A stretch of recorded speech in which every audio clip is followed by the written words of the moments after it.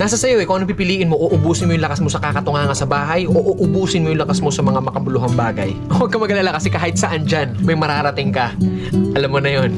Hindi, ganito kasi yan. Dahil lang alam mong matagal at mapapagod ka, hindi ka natutuloy. Tsong wala kang mararating kung hindi mo pipihitin yung susi sa loob ng ulo mo. Gaano man kataas ang pangarap mo sa buhay, huwag kang matatakot sa pagod at sakripisyo dahil parte yun eh. Hindi ka makakakain ng kanin kung hindi mo sasaingin. Hindi ka makakakain ng ulam kung hindi mo lulutuin. Lahat ng bagay kailangan kilusan mo muna sa umpisa. Hindi tatakbo ang sasakyan kung hindi mo sususian, kung hindi mo lalagyan ng gasolina. Hindi yun tatakbo sa kung saan mo siyang direksyon dapat dalhin.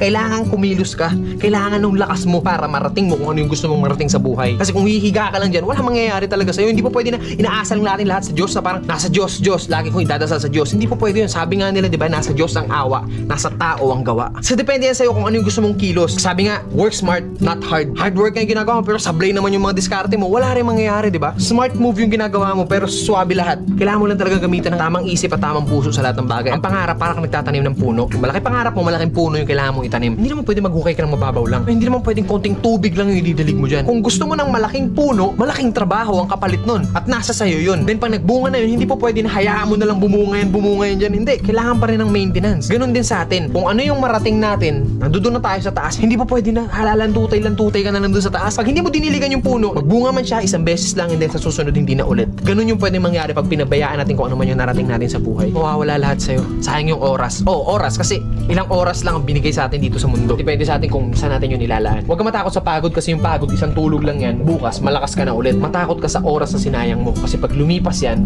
kahit tumambling ka pa ng 100 beses dyan, hindi mo na mababalik yan. Ano man ang landas na tinatahak mo ngayon, mabagal man ang pag-usad mo, ang mahalaga, umuusad ka. Hindi nakastuck ka lang sa comfort zone mo, men, sablay yun. Kailangan mabagal man yung movement mo, pero hanggat umuusad ako, still, umuusad ako. Darating at darating ang panahon na lahat tayo makakarating sa gusto nating puntahan. Pare-parehas lang ang kinakain ng tao, kaya lagi mong isipin na kaya mo rin yung kaya nila.